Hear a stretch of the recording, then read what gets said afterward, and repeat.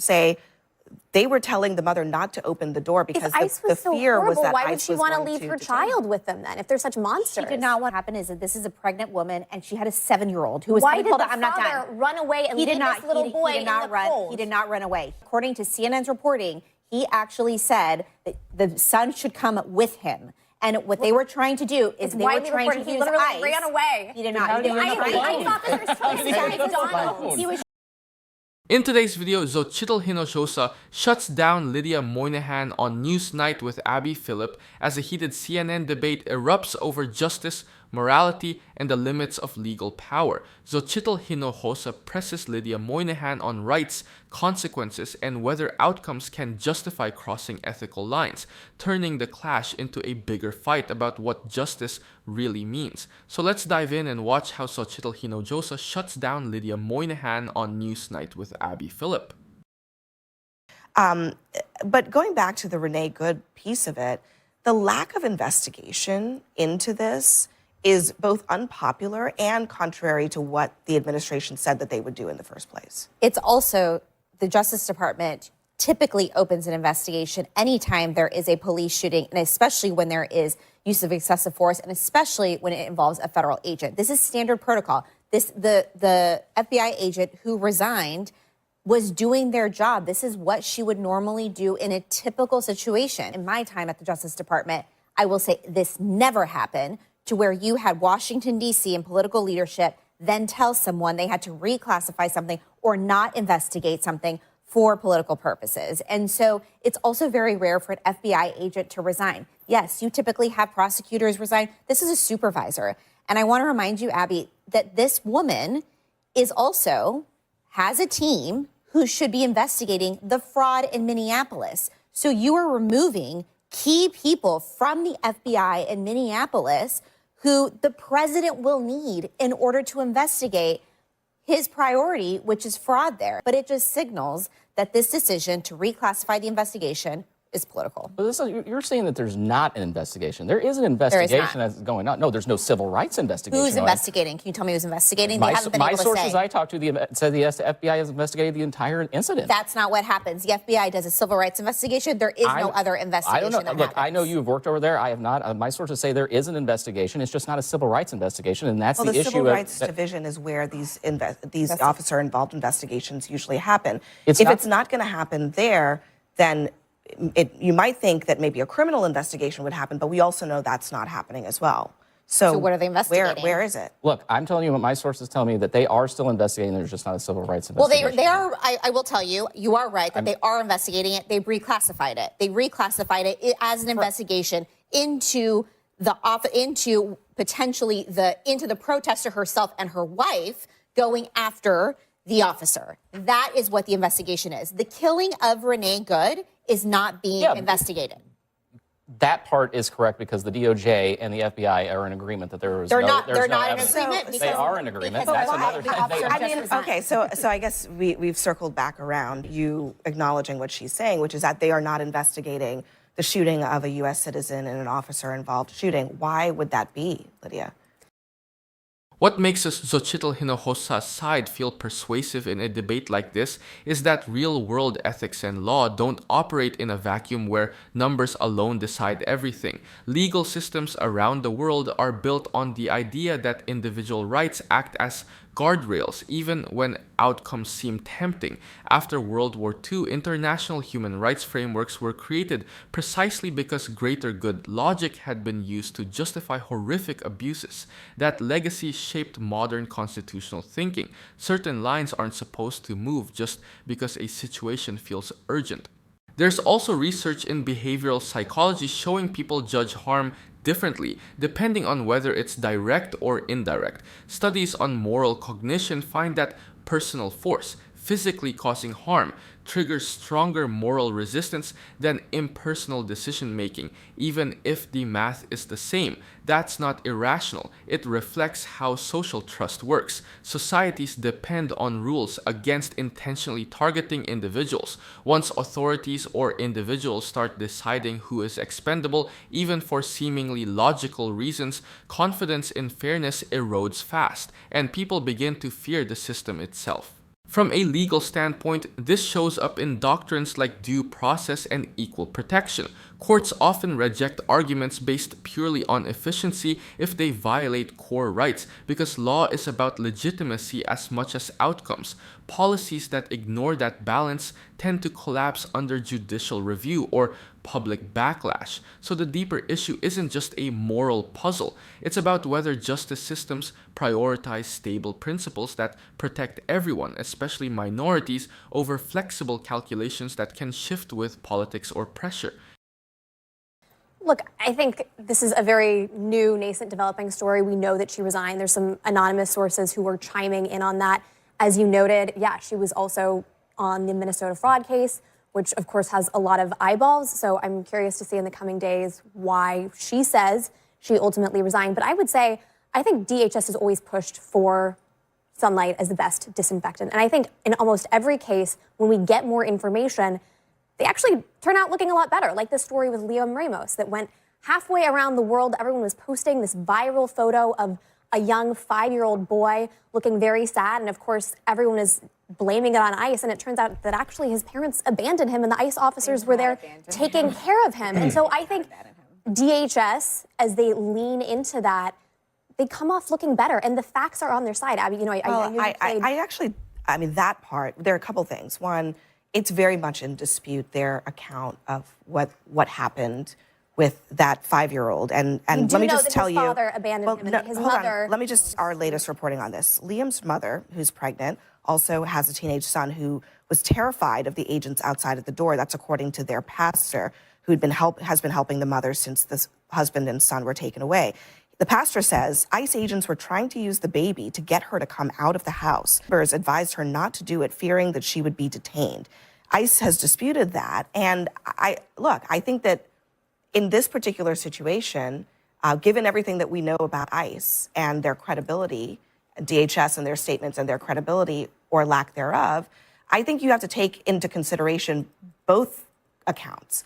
And several people, the people who were on the scene, this from the school, this pastor, say they were telling the mother not to open the door because the fear was that why would ICE she was want to going leave her detain. child with them then if they're such monsters? She did not. What happened is that this is a pregnant woman and she had a 7-year-old who was Why did the I'm not father done. run away and He leave did not, this little boy he did not in the run. cold? He did not run away. According to CNN's reporting, he actually said that the son should come with him. And what they were trying to do is they were trying to use he literally ICE. ran away. He did not. I thought this was totally McDonald's. He was Hey, trying. do you guys, when we're having these conversations, are we hearing how far we're going to be on the side of ICE with almost no investigation or using our brains at all? Like, we have now said that these people are terrible, bad parents. Renee Good is a domestic terrorist. Without actually even having a conversation about the people that are caught up and involved in these things, the woman who is actually dead, the child who was actually detained, before we jump to silos, like currently detained, we jump to silos right away. Like really, to be honest with you, it all looks very bad, and it looks very bad to anyone who looks at people as organisms that need care and love in any way. Like for you guys right now, like what you're saying, terrible, bad, abandoning parents type people, and you said a second ago that the DOJ had already decided before there was an investigation that she was a terrorist. That's not how America works, or at least how y'all say it works. What's frustrating in this is this sort of selective outrage. Everyone was obsessed with this photo. Not all the facts were out there. The facts are still in dispute. I think we can agree on that. It's widely reported the father did run away.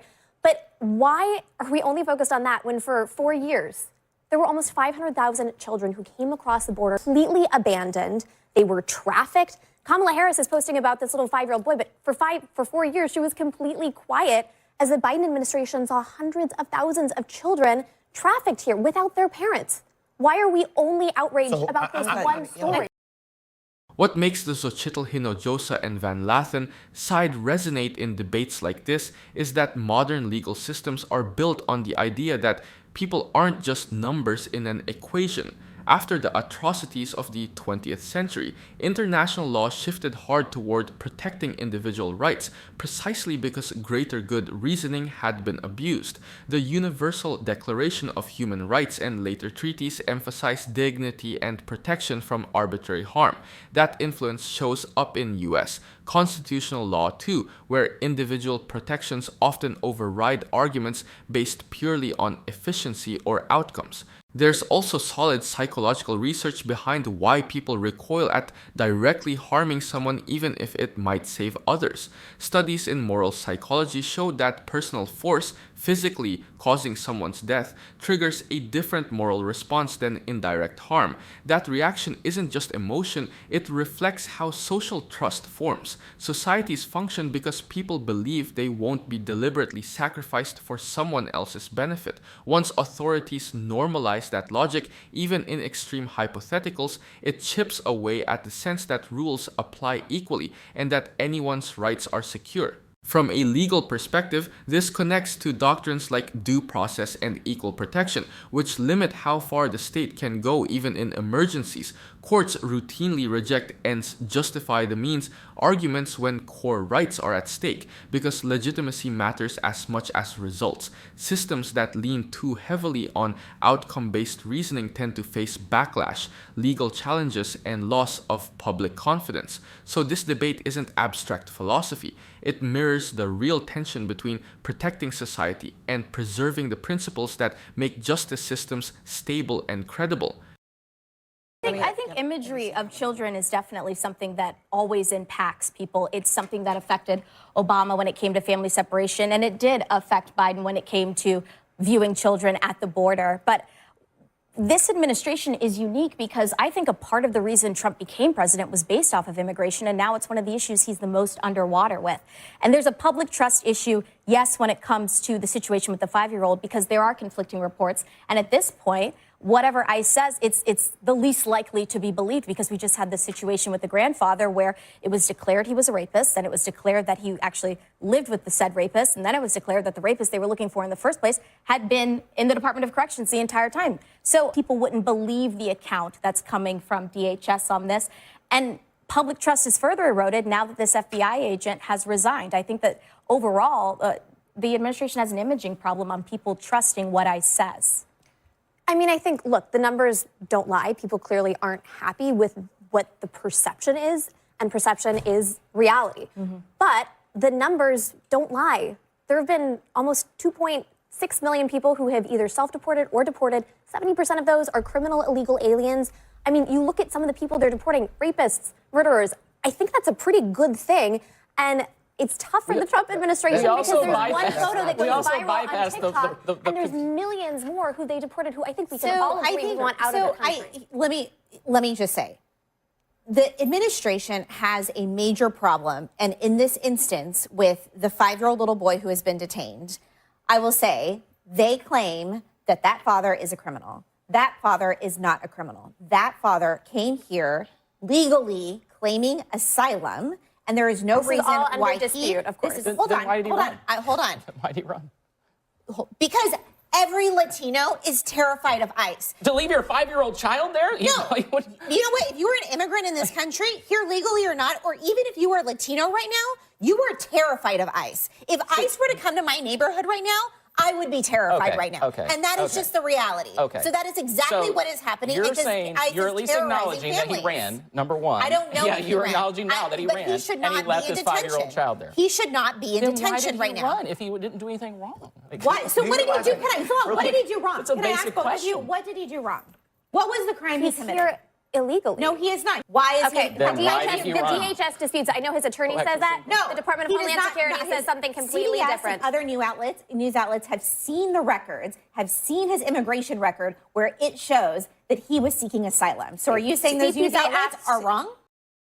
What makes the Yamissi Egbewol and Xochitl Hinojosa side persuasive here is that modern law draws a sharp line between allowing harm to occur and intentionally causing it. Criminal law distinguishes between acts and omissions for a reason. Directly inflicting harm carries heavier moral and legal weight than failing to prevent harm you didn't create. That principle shows up everywhere from homicide statutes to medical ethics. It reflects the idea that the state and individuals shouldn't get comfortable deciding whose life is expendable through deliberate action.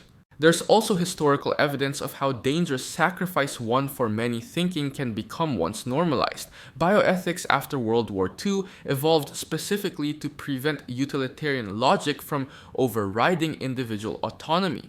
The Nuremberg Code and later medical ethics standards stress voluntary consent and protection from being used merely as a means to others' ends. That framework didn't emerge from theory. It came from real abuses justified as serving a broader social good.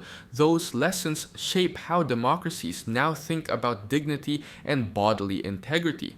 Psychology backs this up too. Research on moral injury and social trust shows people are more disturbed by intentional harm than by tragic side effects of an uncontrollable event. That difference affects legitimacy. When authorities or individuals cross into deliberate harm, public trust drops sharply, even if the outcome saves more lives. Stable systems rely not only on results, but on the perception that core boundaries aren't crossed. That's why this debate matters beyond philosophy.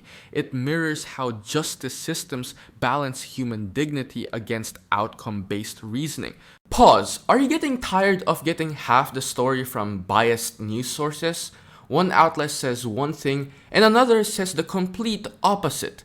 How are you supposed to know what's actually true? That's where ground news comes in. It lets you compare how different media outlets, left, right, and center are covering the same story. So you can see the full picture instead of just the echo chamber. And here's the best part. Click the link in the description and get 40% off the Vantage tier, which gives you even deeper insights into media bias and political trends. Stay informed, think for yourself, and check out Ground News in the description down below.